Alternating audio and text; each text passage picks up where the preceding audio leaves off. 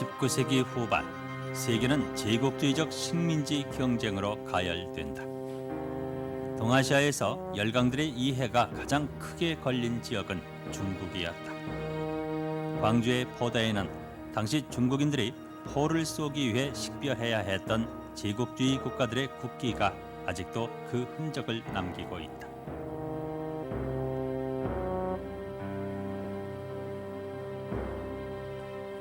거대한 중국 대륙을 두고 영국, 프랑스, 러시아가 각축전을 벌였고 뒤이어 독일과 미국이 뛰어들었다. 그리고 이 열강들의 잔치상에 초대받지 않은 마지막 손님으로 등장한 것은 일본이었다.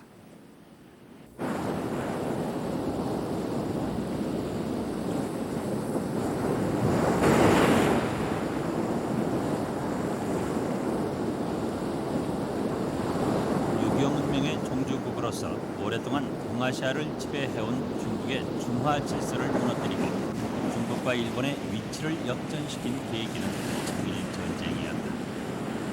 조선에서 전통적 기득권을 유지하려던 청나라와 자국의 이익선으로 조선을 확보하려고 했던 일본이 1894년 7월 25일 조선의 풍도 앞바다에서 드디어 충돌한 것이다. 이 전쟁에서 청군은 연전연패, 최신의 북양 함대가 괴멸되고 만다. 이것이 이후 한중일 삼국의 역사 행로를 나눈 분기점이 됐다.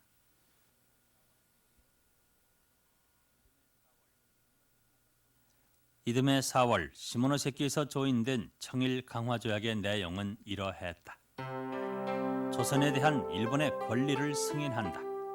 중국 요동반도와 대만 팽호도를 일본에 넘긴다. 일본인의 중국 내에서의 자유로운 통상과 투자를 허용한다. 청은 일본에게 전비 배상금 2억냥을 지불한다.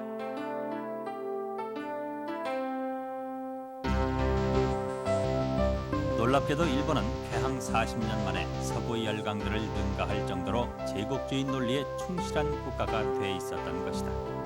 일본 측 대표 이토 히로부미는 그 복장조차 서구식을 따르고 있었다.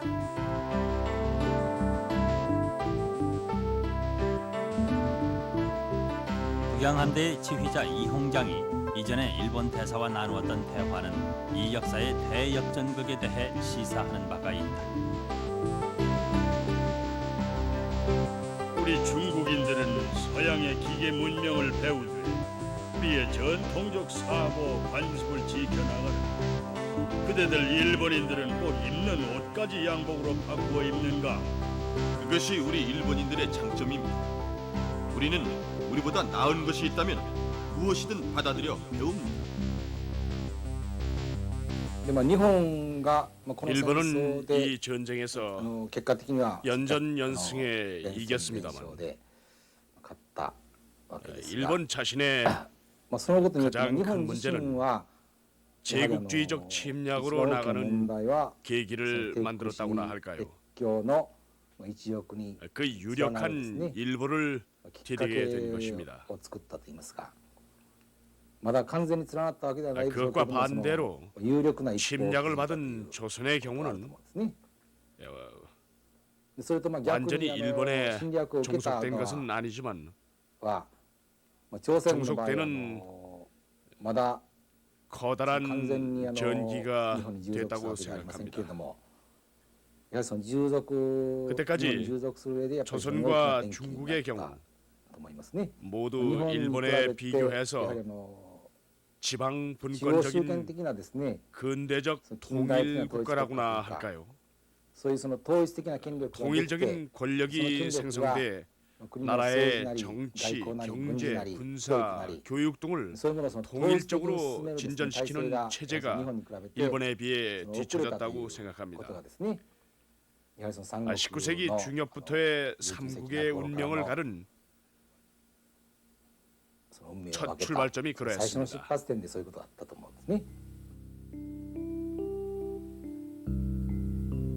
19세기는 적자생존의 논리가 풍미했다.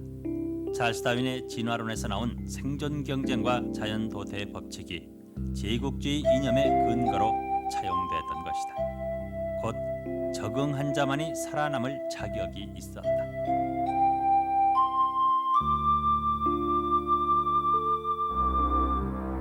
1840년 아편 밀수를 둘러싼 영국과 중국의 충돌.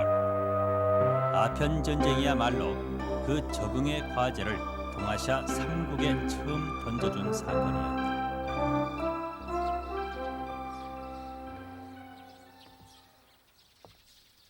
영국의 근대적 군대 앞에 동방의 대제국이 속수무책 손을 들었던 것이다. 그로써 중국의 땅은 열강들의 시장터로 화하고 만다. 그 전쟁은 서구 자본주의 문명의 위협을 예고해준 하나의 시금석이었다. 그것이 요구하고 있었던 것은 동아시아 국가들의 전통사회 경제체제의 근본적인 변혁이었다. 일본의 경우에는 이 아편 전쟁을 커다란 충격으로 지식인들이 받아들이고 있는 반면 조선의 경우에는 그 충격이 지극히 미소하다는 것이 특징입니다. 그 이유는 일본의 경우는 소위 그 제1차 아편 전쟁의 정보가 그 전쟁이 벌어지고 있는 그 남해안 일대에 중국 남해안 일대에 그 정보가 직접 수입이 되지만 조선의 경우에는 북경을 거친 정보가 들어오기 때문에 그에 따라서 그 왜곡된 정보, 소위 말해서 실제로 전쟁이 벌어지고 있는 그 남방, 중국의 남방 지역에서는 실제로 패배를 하고 있음에도 불구하고 북경에 보고할 때는 승첩을 보고한다든가 하는 그러한 왜곡된 정보에 의해서 지극히 중국이라고 하는 거대한 세계 속의 일부 지방에서 양이들이 소요를 벌이고 있다라는 정도의 그러한 인식밖에 또는 그러한 정보밖에는 가지지를 못하게 되는 것입니다.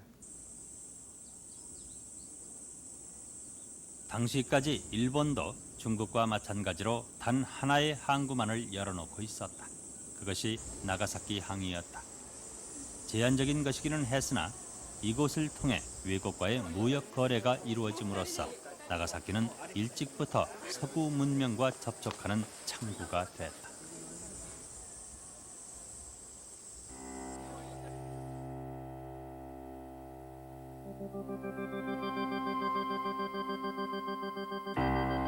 (17세기) 중엽 나가사키의 통상 허가를 받은 네덜란드는 이후 일본과 특별한 관계를 맺게 된다.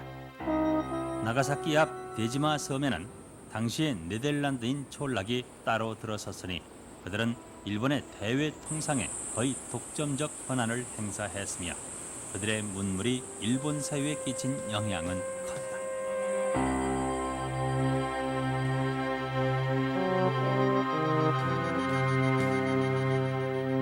언어, 지리, 의학, 과학 등 네덜란드에서 수입된 서양 문물은 난학이란 이름으로 일본의 전통적 학문과 구별돼 따로 연구됐다. 난학은 전혀 새로운 학문이었다. 신학문 수입에 적극적이었던 막부는 입항하는 네덜란드 상선에게 당시의 해외 상황을 알려줄 의무를 지웠으니 그것을 기록한 보고 문서가 곧 풍설서였다. 1840년 전후 일본의 에도 막부 때에 중국에서 아편 전쟁이 일어나자 그때부터 파란에서 주어지는 풍설서의 정보가 상당히 늘었습니다. 특히 본문과는 별도로 별담 풍설록이라는 것이 내어지게 되어 상당히 상세한 정보가 제출되었습니다. 여기 표시되어 있는 것은 중국에 있는 유럽의 군함이 몇 척이었으며 각기 이름은 어떤 것인가 하는 것입니다. 이 부분에는 그때 중국에 있는 미국 함대의 사령관 이름, 여기에는 월익이라고 쓰여져 있습니다만 그가 이끄는 군함 5척의 이름이 상세하게 표기되어 있습니다.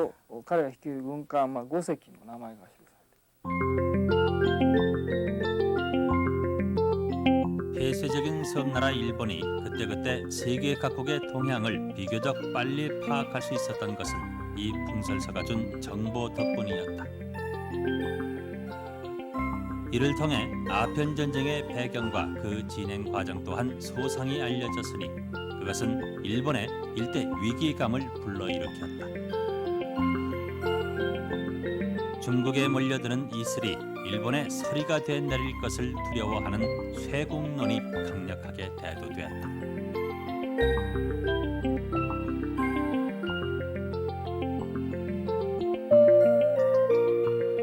사쿠마 시오자, 중국 성인의 도를 절대적인 것으로 믿어왔던 당대 대표적 유학자.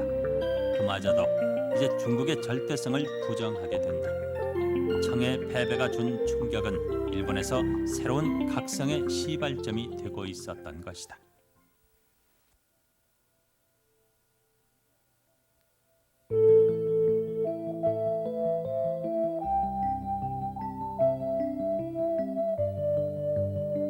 알지 못하는 곳에서 오는 두려움, 그 정점을 올 세계의 물결은 조선을 향해서도 조금씩 다가오고 있었다. 그러나 그 두려움이 1860년대의 조선에서는 유교적 질서의 명분을 더욱 강화시켰다. 중국은 중화요, 조선은 소중화라는 자부심 속에서 유교의 도와 예의를 모르는 서양 오랑캐와는 더불어 말할 수도 없다는 척화론이 당대 쇄국의 명분을 받쳐주고 있었다. 이들 위정 척사파들에게 공자맹자의 도는 문명이요 서양의 무기는 야만이었으니 그들 나라는 금수로 치부됐다.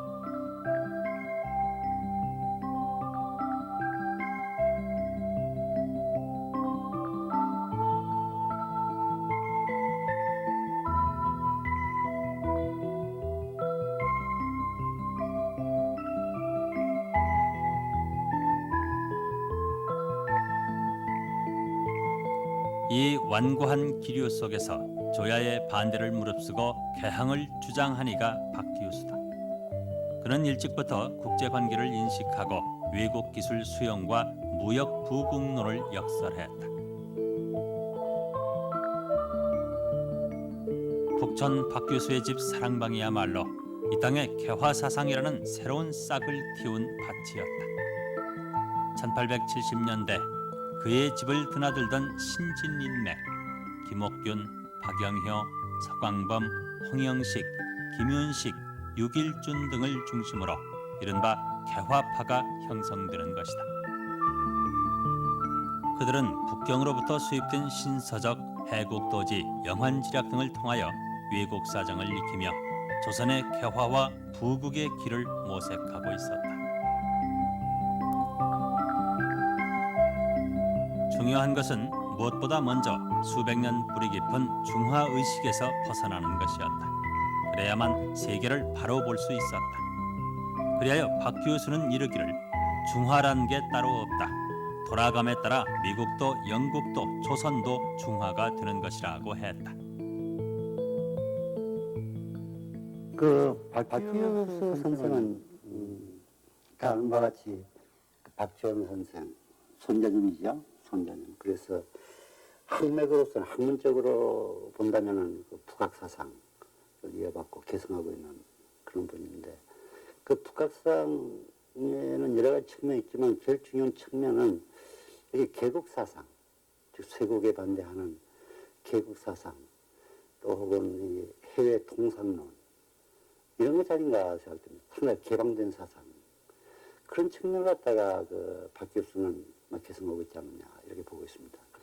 그건 대외적인 측면인데, 근데 대내적으로는 어느 정도의 그 개혁사상을 가지고 있었는가 하면은 국내적으로는 오히려 그 급작스러운 그런 변혁이 아니라 서서히 그 점진적으로 그 개량해 나가자는 그런 양문운동적인 오히려 그 국내 정책에서는 청나라 그 양문운동을 모델로 하고 있지 않느냐.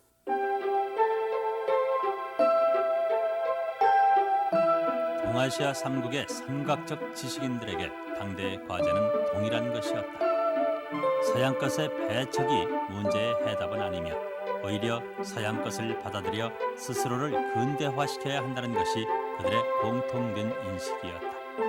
그러나 각각의 국내 사정과 외압의 크기에 따라 그 실제적 대응의 방향은 조금씩 다를 수밖에 없었다.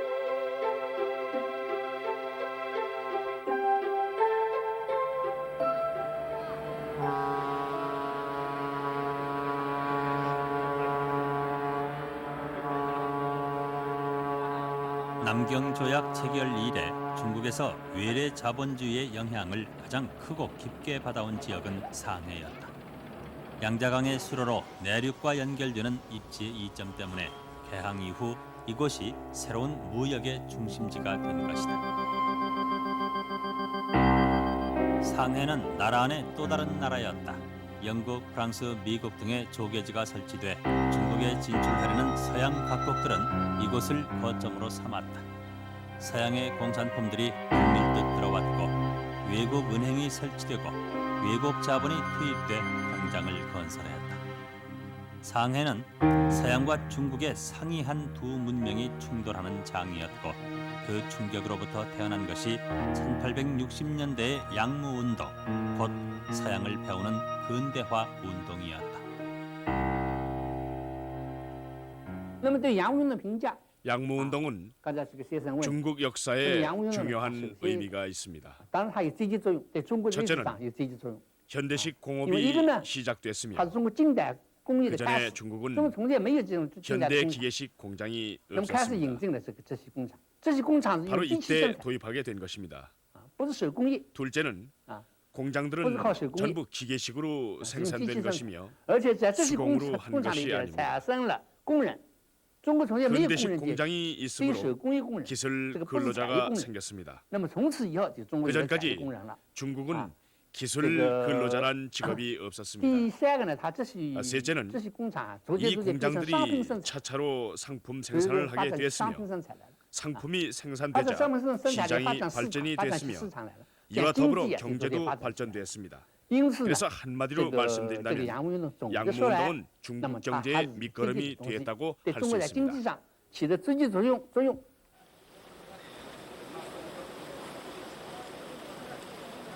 상해 강남 조선소. 과거 양무운동을 대표하는 근대적 경기 공장 중에 하나가 바로 이곳에 있었다. 1865년에 세워진 강남 제조 총국이 현재의 강남 조선소의 전신이다.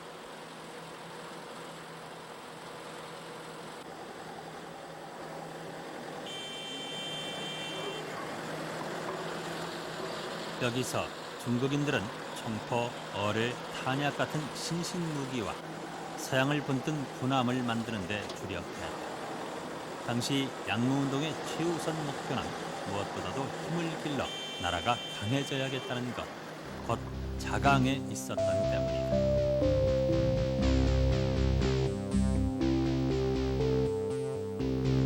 자강과 부국의 기치를 내걸고 이후 30년간 양무운동을 이끈 것은 증국관, 이홍장, 좌종당 같은 관료들이었다.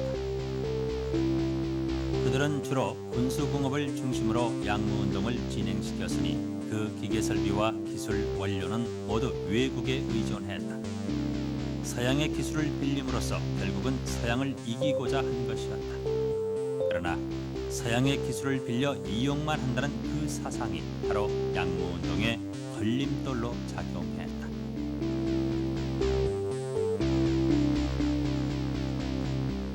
이 운동은 파급 때 철도, 해운, 방직업 등 민수 산업을 또한 일으켰으나 그 근대적 기업들을 움직인 것은 과거의 봉건 체제였던 것이다. 그것은 민간 자본의 자유로운 경쟁이 아니라 주도 세력을 위한 이권의 성격을 띠고 있었으며 봉건적 관료들에 의해 경영된 공장은 자본주의적 효율을 생산해내지 못했다.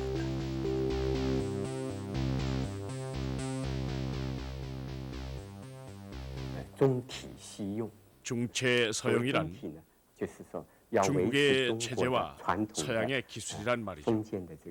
즉 중국의 전통 봉건 체제를 그대로 유지하고 유교적 논리와 儒家的 기반 这个 위에서 纲常名教 서방의 这些 공업 东西呢 기술과 是 군사 기술 作为一种好像是一 그리고 个原则，不 문화 能改 사업을 变的。 배워 那么在 나라의 这个基础上 통치력을 为 유지하고자 这种 하는 统治 것입니다. 服务，它可以吸收西 이러한 方 목적 的 아래 这个 양무 工艺技术 운동을 军事 실시했기 技术 때문에 这个文化科 이것이 学。 중국을 这些呢，来维 부강시키기에는 持他们 어려운 这个 것이었죠. 由于他们是在这样一个目的之下， 예를 들면 所以他们所进行 이 的这个洋务 홍장이 运动呢，就反映出来， 상해에서 방직 공장을 세웠는데 并不能够使得中国的 일반 민간인들은 真正达到这个 다른 生产的 방직 规模 공장을 他们在办的 세우지 时候还要实行 못하게 垄断，这不 하였습니다. 许民间也办。比如李鸿章， 만약 在上海 다른 办了一个 민간 织布厂， 상인이 那么他就不 방직 许 공장을 其他的 경영한다면 商人也办织布厂。他 그들은 办了一个人 몰수를 厂公司 합니다. ，那么如果别人要办， 이것은 他就把别人的人厂 일부 没收。 관료들의 所以他是采取 관료 这个 자본주의지 这个垄断， 민간 就发展他 상인 自己的官僚 자본주의가 的这个 아니었습니다. 而压制这个商人的资本。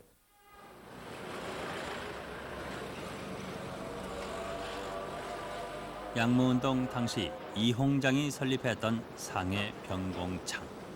그 건물은 지금 비어있다. 장개석 시대 이곳에서 죽음을 당한 이들을 기념하기 위한 비가 하나 서 있을 뿐이다.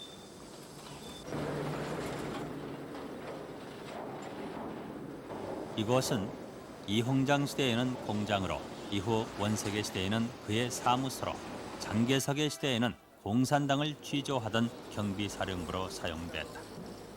권력의 이동에 따라 그 소유와 용도가 변천되어 온 이 건물이야말로 양무운동이 지녔던 한계의 한 단면을 보여주고 있다. 중국 사상 최초로 자본주의적 생산 방식을 도입한 양무개혁. 그러나 그 힘은 중국이 처한 반식민지의 운명을 돌이킬 만큼 크지 못했다.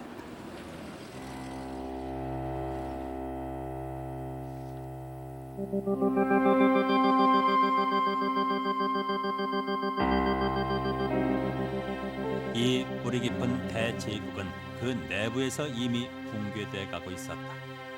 그들은 농업을 기반으로 한 자급자족의 경제체제를 유지해왔다. 그러나 18세기 중엽부터 일어난 인구의 폭발은 이 사회에 커다란 위기를 가져왔다. 19세기의 중국 인구는 이미 4억이었으니 동네의 생산량으로 그 모두를 먹여 살릴 수 없었고 농민이 90%를 차지하여 다른 분야가 아무리 발전해도 생산성 향상에 도움이 되지 못했다.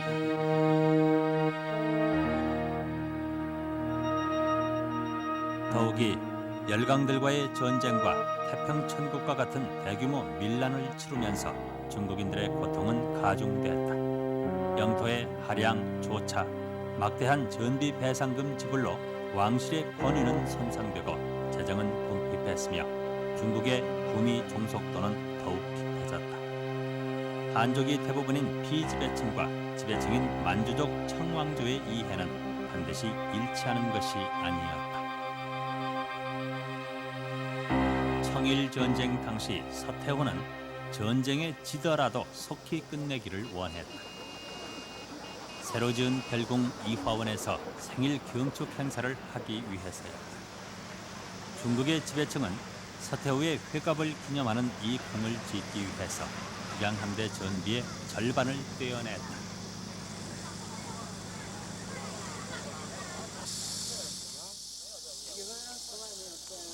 당대의 위기는 서양 기술만을 빌려 해결할 수 있는 것이 아니었다. 그것은 무엇보다도 국민의 통합된 힘을 요구하고 있었으나 거대한 늙은 용 중국은 그것을 이해하지 못했다.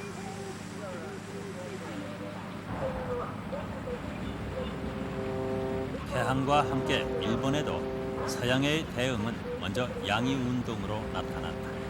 그러나 일본의 사정은 중국과는 좀 달랐다. 그 운동의 중심에는 천황이 있었다.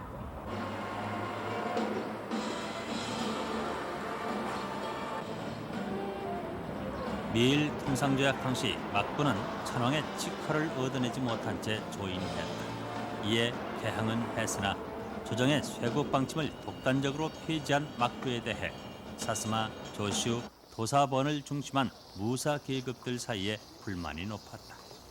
이들이 손황 양이의 세력을 형성하면서 외국인 살상이 잇따랐으니 1862년에는 사스마 번주의 행렬 앞을 지나갔다는 이유만으로 한 영국 상인이 참살당한다.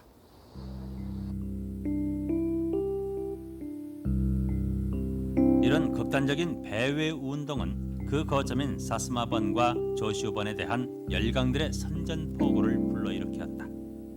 1863년 사스마는 영국과 그 이듬해 조슈번은 영미불 네덜란드 4개국의 연합 함대와 격전을 벌이게 된다.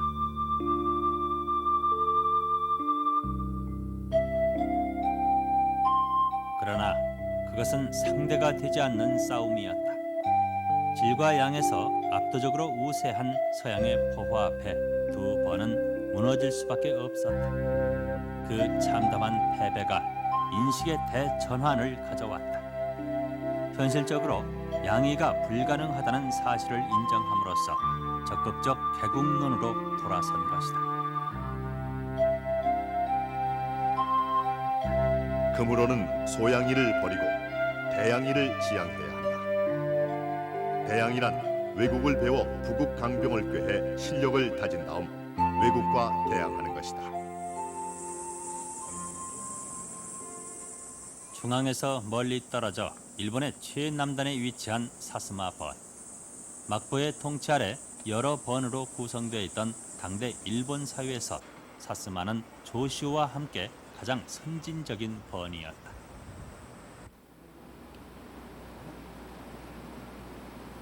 일본 최초 최대의 방적소가 그 도읍지 가고시마에 세워진 것은 일찍부터 이곳에서 행해진 식산 흥업 정책의 결과였다. 면직업을 처음 일으킨 것은 개항기의 번주 시마즈 나리야키라였다. 그는 개항 이듬해인 1855년에 이미 가장 두려운 것은 군함 대포가 아니라 서양의 면포라 우려하고 그에 대항할 자본주의적 생산의 필요성을 강조했다. 그 유지는 다음 때에 영국 기술을 도입한 가고시마 방적소로 결실되니 시마즈 나리야키라는 고일 명치 유신의 정신적 초석으로 평가된다. 시마즈 나리야키라는 우선 근대적 통일국가, 중앙 집권이 강화된 국가를 만들지 않으면 안 된다는 생각을 가지고 있었습니다. 그것이 좀처럼 쉽게 실현되지 않자 가고시마에 있어서는 부국강변, 식산흥업이라는 정책을 채택하여 우선 사스마만이라도 서양 제국에 대항할 수 있을 만한 부강한 나라로 만들자는 취지로 여러 가지 사업을 전개하게 되었습니다. 그리고 단지 군비를 증강하는 것만으로는 진정으로 나라가 부강해지지 않는다는 이유로 여러 가지 산업을 일으켰습니다. 일본은 당시 세국하여 해외와 교역이 없었던 시대였는데요. 나리야키라는 지금부터라도 일본인이 해외와 교역하지 않으면 부유한 나라가 될 수 없다는 생각으로 해외에 가지고 나가서 팔릴 것 같은 여러 가지를 만들어내려 했습니다. 그래서 만들어진 것 중에 하나가 유리 장식이 달린 사스마 등입니다. 그리고 조선에서 전해진 사스마 도자기 등도 있습니다. 이것도 유럽인들이 상당히 선호하는 도자기라 해서 더 변형시켜 수출품으로 내놓을 것을 생각했던 것 같습니다.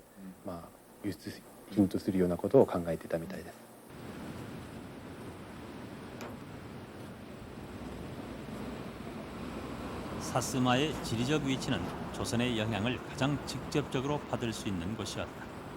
오쿠보 도시미치, 사이고 다카모리 같은 명치 유신의 주역들이 자란 이곳에 또한 고려교가 있는 것은 결코 우연한 일은 아니었다.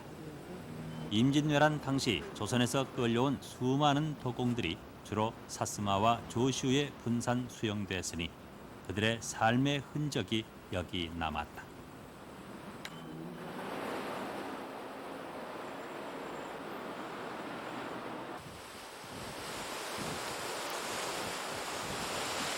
그들은 일본보다 앞서 있던 조선의 문화를 이 땅에 전파하는 역할을 했다. 그중에는 장례 제조의 기술도 있었다. 1598년 도공 정종관에 의해서였다. 장류는 농나무를 증류해서 얻는 것으로 셀룰로이드, 의약품, 화약 등의 원료로 쓰이는데 당시에는 동양의 백은이라 불릴 만큼 귀한 것이었다.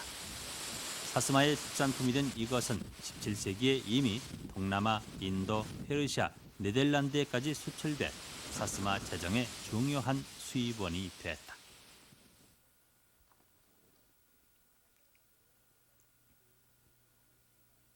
그 제조법을 기록한 문서는 도공 심수관의 집안에 보관돼 왔다.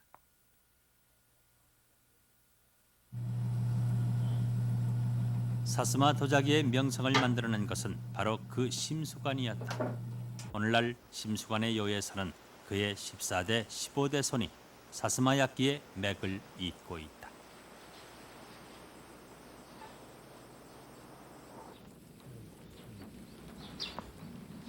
도자기는 단지 도자기 자체만은 아니었다.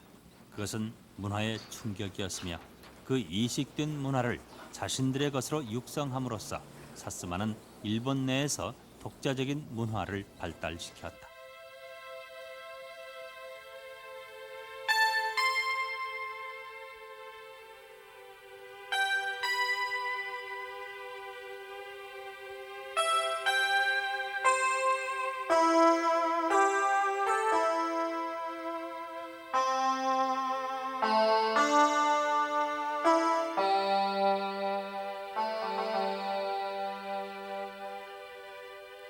외부로부터 유입된 문화가 사스마가 지닌 선진성의 바탕이 됐던 것이다.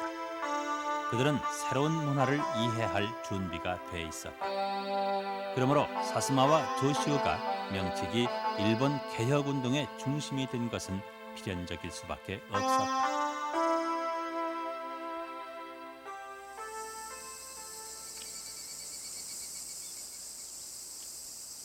조선과 거리가 가까워 임진왜란 때 출병도 가장 많이 했던 조시우 번. 그 중심지였던 하기시에도 당시 조선인 도공들의 집단 거주지가 있었다. 사스마 약기와 쌍벽을 이루던 하기 약기. 그 낙관에는 고려라는 글씨가 아직 선명하다.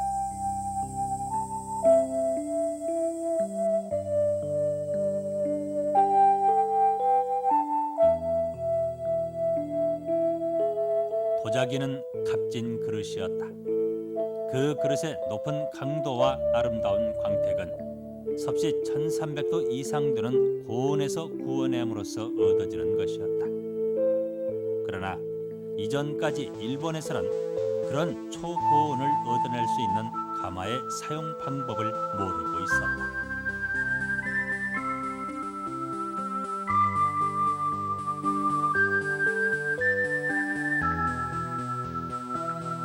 하나의 신기술은 다른 분야로 파급 효과를 낳는다.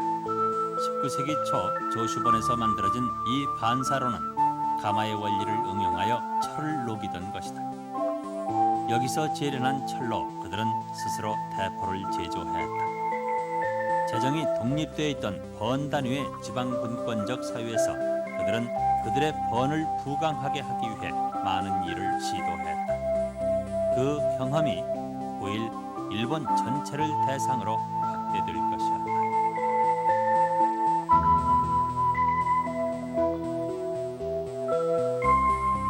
명치 유신을 이끈 지도자들 중 많은 사람이 이곳 조시우 출신이었다. 유신 이후 중앙행정조직을 수립하고 헌법 초안을 작성했던 이토 히로부미. 징병제를 실시하고 독일식 군조직을 창설했던 야마가타 아리토모. 군 통수 체계를 확립하고 지방 행정 체제를 발전시킨 가스라 다로.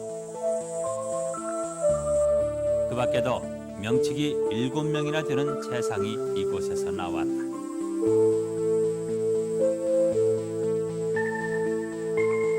그들은 모두 천황파 지사였던 요시다 쇼인에게서 배웠다.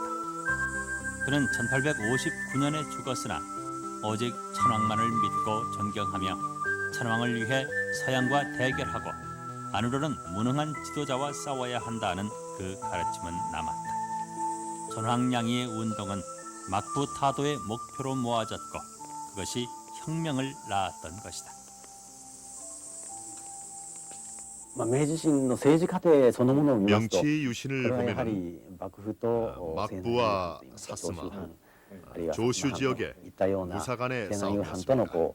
武士同士の戦いであったん 그 ですね。 사이로 その間に 조정이 朝廷が 떠오르게 된 것이고요. ような形になるわけですが、そういう 그 대립의 対立の 배후에 背後にやはり 특히 조정 측이라고 할까요? 特にその 사스마 朝廷側といい 조슈에게 ますか、西 힘을 南右 빌려준 藩に 상인이 있었다는 것입니다.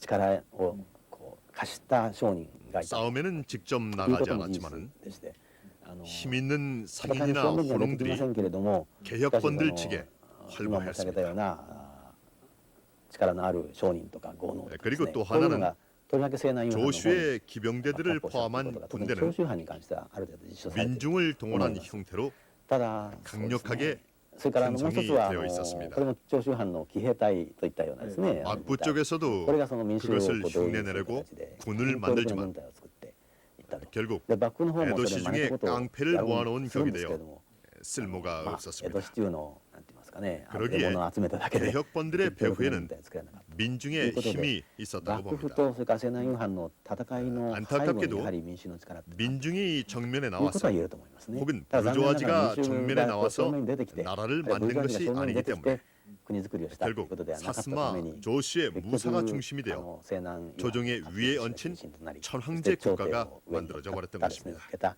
まあ天皇制国 거기에 という 한계가 있었다고 생각합니다. 形になったというふうに思うんですね。 그것은 지배층 내의 혁명이었다.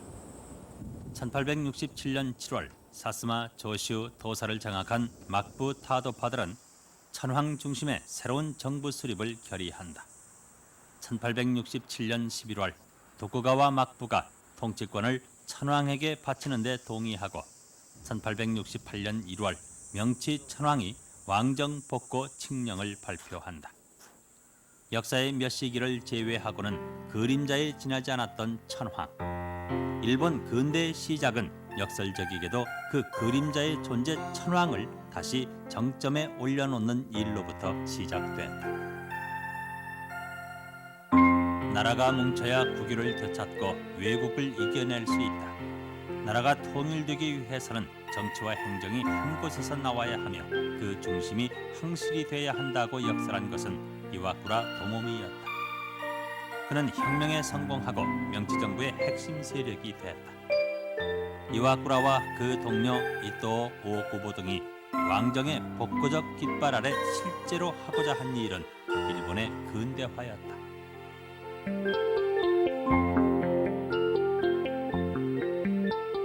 (1871년) 이들은 이와쿠라 사절단의 이름으로 구미의 문물을 둘러보는 여행길에 오른다. 그들은 이 여행을 통해 그들이 장차 만들어내야 할 새로운 일본의 모습을 찾아내고자 했다.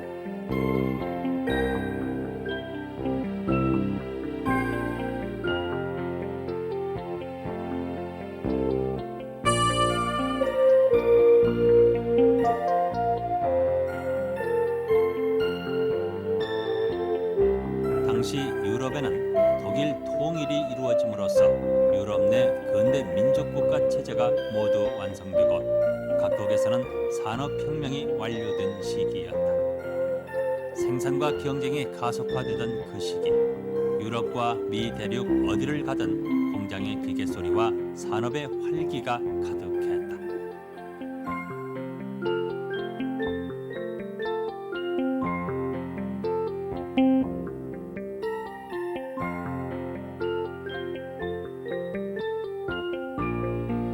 사절단의 결론은 이러했다. 영국에 가보니 땅에서 자라는 것은 없고 오직 석탄과 철 그리고 공장의 검은 연기뿐이다. 영국의 부강이 여기서 나온다. 농업주의 국가는 가난하고 상업에 의존하는 국가는 모두 부강하다. 고로 동양은 가난하고 서양은 부강하다. 일본이 서양을 따라잡기 위해서는 많은 일을 해야 한다. 옛 것에 대한 집착은 일본인에게는 사치일 뿐이다.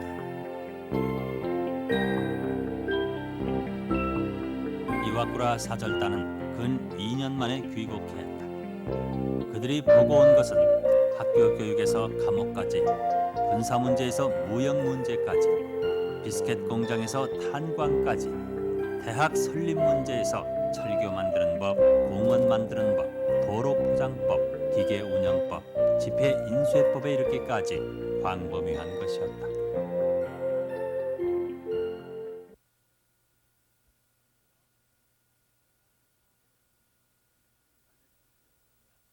(1873년) 명치 6년부터 그들은 그들이 보고 온 것을 일본에 실현하기 시작했다.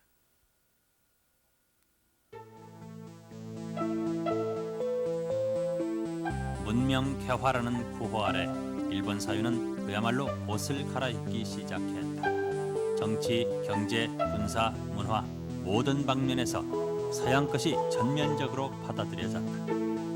무엇보다도 우선 식산흥업 정책이 추진됐고 정부 관료 주도로 상공업이 육성됐다.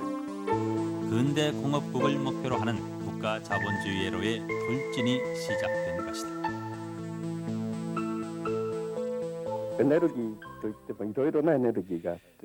에너지라고 한다면 여러 종류의 에너지가 있었습니다. 농민 반란의 에너지, 무사 계급 반란의 에너지, 또 무슨 일이 있어도 자본주의만이 일본의 미래라고 믿었던 사람들의 에너지도 있었죠. 왠지 모르지만은 당시 일본 사회 중심의 상당수는 국가의 장래가 오로지 식산흥업과 자본주의화에 있다고 믿었었습니다. 그들은 자칫 좌충우돌하기 쉬운 격동의 조류 사이를 잘 헤쳐나가야만 했었습니다. 무거운 부가금에 대한 농민들의 불만과 사무라이들의 대만이나 조선 침략의 야망 사이들을 말입니다. 그들은 한 해는 농민 쪽으로 또 그 다음 해에는 사무라이 쪽으로 기울어가면서 전진해 나갔습니다. 그 주류의 리더들은 그 10년에서 20년 세월을 거치는 동안 줄곧 식산흥업이 달성되는 날에는 농민의 불만도 그리고 무사계급의 불만도 점차 축소되어 갈 것이라는 신념을 잃지 않았던 것이죠. 1879년 야마베 타케오는 영국 유학 중이었다. 그는 유럽의 면방직 기술을 조사해오라는 시부사와 에이지의 의뢰를 받자 직접 랭커셔의 공장에 취업한다. 8개월간의 직공생활 끝에 방직기계의 제조 및 조립 방법을 습득함으로써 그는 1883년 오사카 방적의 설립에 크게 기여한다. 방직공업은 일본의 초기 공업 발전을 선도한 분야였다. 오사카 방적은 가격면에서 영국과 경쟁이 되는 국내 생산물을 만들어냈다. 이 성공이 기업가들에게 방직공업 투자 붐을 일으켰다.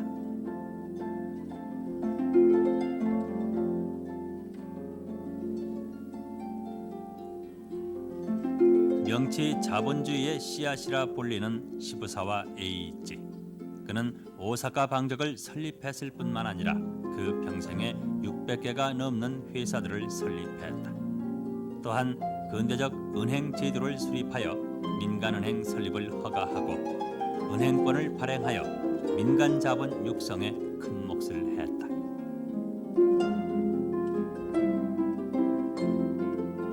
청일 전쟁에서 받아낸 막대한 배상금이 일본 산업화를 더욱 가속시켰다.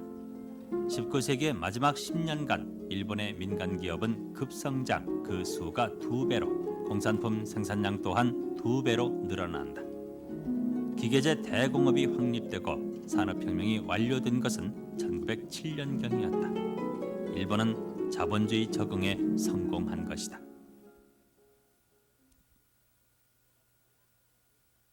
1881년 조선에서는 그 일본의 개화 사정을 알아보기 위해 신사유람단을 파견하고 있다. 개항 이후 조선은 개화파 관료가 중심이 돼 개화 행정 담당 기구인 통리기무암문과 해관을 설치하고 신식군대 별기군 창설, 기기국 설립 등 개화 정책을 추진하고 있었다. 중국, 일본과 마찬가지로 조선에서도 위로부터의 개혁이 시도됐던 것이다. 신사유람단은 서양과 통한 뒤에 일본 발전상을 보고함으로써 개화파의 입지를 강화시켜 주었다.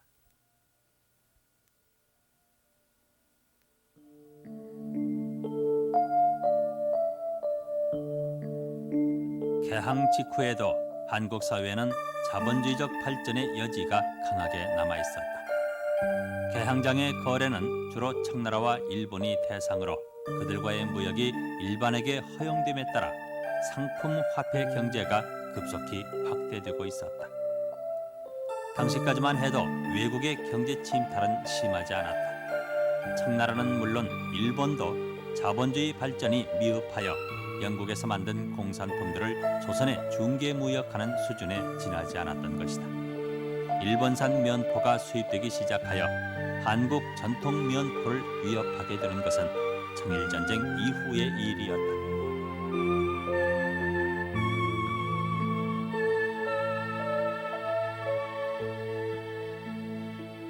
세계 자본주의 체제의 입장에서, 그러니까 소위 이제 제국주의 국가들의 입장에서 어느 지역이 가장 상품 시장으로서 가치를 지니고 있는가, 이거의 우선순위에 따라서 사실 중국, 일본, 한국의 순서로 개항이 된 것이죠. 엄격하게 얘기하면. 그런데 예를 들어서 그러면 당시에 청국과 조선 또는 일본과 한국의 어떤 그 생산력 격차라든가 어떤 자본주의적인 발전의 정도가 물론 차이는 있었지만 그것이 압도적으로 조선을 장악할 수 있을 만큼의 그런 역량이 되었냐면 그건 결코 아니라고 생각을 합니다.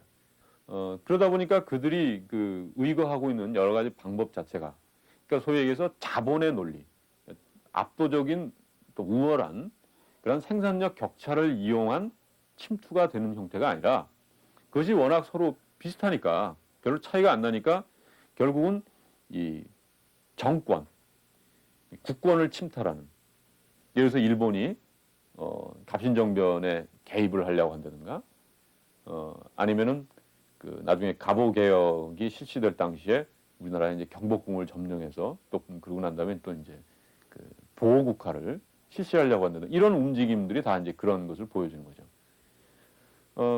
그렇기 때문에 사실 조선의 경우에는 굉장히 다른 나라에 비해서 어려운 조건이었다고 할 수가 있습니다.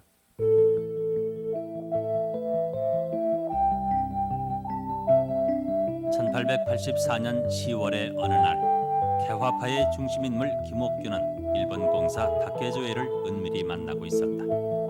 김옥균은 개화파의 개혁 구상 실현을 위해 정변을 계획하고 있었다. 당시까지 개화파의 냉담한 태도를 취하고 있던 일본은 다케조에가 본국에 다녀온 뒤 태도를 표변했다. 다케조에는 거사시 일본이 후원할 것을 약속해 주었다.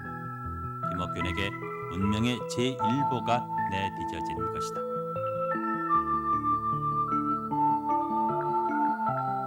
이 땅 최초의 신문 한성순보를 발간하여 그를 통해 해외 사정을 소개하고 민간의 상업, 기업 설립을 장려하며 조선의 장래에 경각심을 촉구하던 청년 정객들, 이른바 개화다. 그들은 1880년대 조선의 정치 무대에 수구파에 맞서는 새로운 세력으로 떠올라 있었다.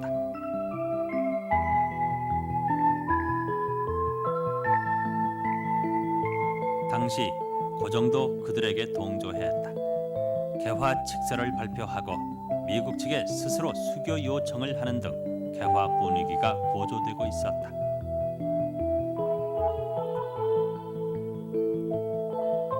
그러나 1882년 민씨 척족 정치에 반발하여 이모곤란이 일어나자 이를 계기로 청나라가 조선에 적극 개입하게 된다. 수구파가 득세함으로써 청과의 4대 외교를 배격해온 개화당은 궁지에 몰린다. 사실 그 1882년 이모군란 이후에 청국이 군대를 파견하기 이전까지의 관계라고 하는 것은 어떤 내정 간섭의 형태는 결코 아니죠. 의례적인 어떤 종주권 관계라고 할 수 있습니다. 이것이 이제 82년 이후에는 근대적인 의미의 지배 예속 관계로 그것을 전환시키려고 한 것이라고 할 수 있습니다. 그리고 당시에 그 소위 이제 민씨 정권이라고 우리가 흔히 이야기하는 그 사람들이 갖고 있는 생각은 우리 조선이 아직 힘이 약하니까 청국이 우리의 보호막이 돼줄 수 있다고 생각을 하는 거죠. 그러니까 청국의 보호막 속에서 우리가 그 점진적인 근대화를 해나가면 된다는 생각을 갖고 있었는데 사실 그들은 이제 생각을 잘못하고 있었던 거죠. 청국의 어떤 그 조선에 대한 외압의 형태가 이제 변화했다는 것을 제대로 인식을 못한 겁니다. 그런 측면에서 개화파는 그것을 보다 정확하게 이해하고 있었다고는 할 수 있죠.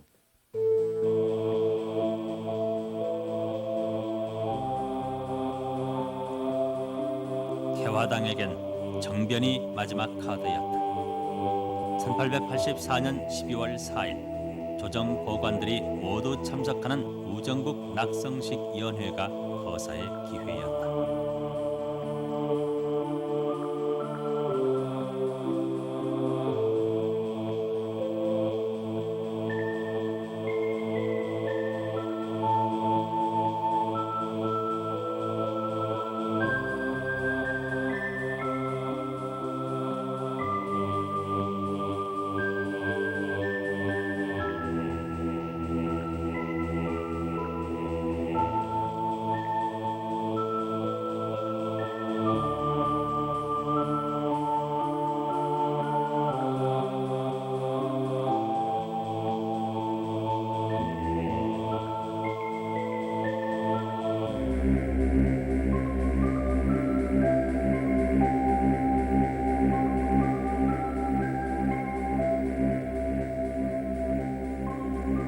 갑신 정변은 3일 천하로 끝났다.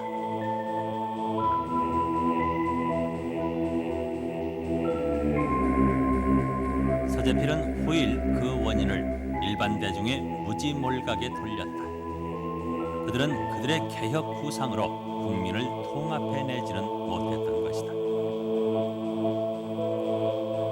청으로부터의 자주독립, 봉건적 신분질서 타파, 세제 개혁 등을 주장한 한국 역사상 최초의 근대적 개혁 운동은 그렇게 실패로 돌아갔다.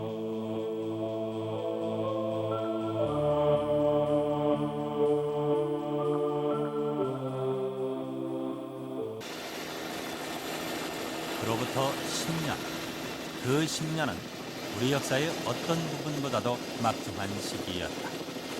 그러나 갑신정변의 실패는 오히려 개혁의 발걸음을 후퇴시켰고 그 10년은 그저 지나갔다. 1894년 11월 10일 전라도 고부들에서 시작된 통합혁명은 전통적 사회체제의 종말을 알리는 종소리였다. 포부군수의 수탈에 분노한 농민들의 봉기는 반봉건 반외세의 기치 아래 전국적인 규모의 전쟁으로 확대돼 갔다. 이에 조선 조정이 청의 원군을 청하자 청을 견제하기 위해 일본도 출병했다. 이듬해 10월 관군과 일본 연합군은 공주 우금치에서 결정적으로 동학군을 패배시킵니다. 이제 조선에서 자율적인 자본주의 발전의 여지는 거의 없었다. 뿐만 아니라 여기에 개입한 두 외세가 조선에 대한 권리를 놓고 조선 땅에서 충돌했으니 곧 청일전쟁이었다. 삼국에 있어 그 결과는 새로운 근대 세계에 대한 적응의 대차 대조표였다. 청일전쟁, 러일전쟁에서 연이어 승리한 일본은 1904년 조선 땅에 경부철도를 놓기 시작했다. 일본 자본에 의한, 일본 자본을 위한 수송로였다.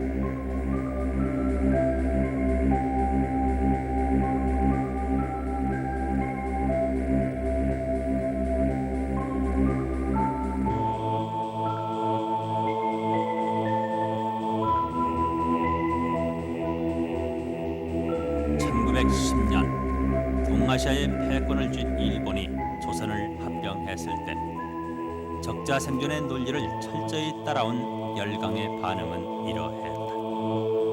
영국 정부, 일본이 조선의 세력을 증가하는데 영국이 하등 반대할 이유는 없다. 미국 정부, 일본의 대조선 행정은 신의에 차있고 조선인의 행복을 위해 노력하는 흔적이 역력하다. 미국 동방평론, 조선의 이해관계가 있는 외국이 이 변동에 불안할 필요는 없다. 일본 정부는 세심하게 외국의 일체 이권을 보호할 것이다. 기득권을 빼앗긴 청나라의 신문만이 오직 조선의 멸망을 우려했다.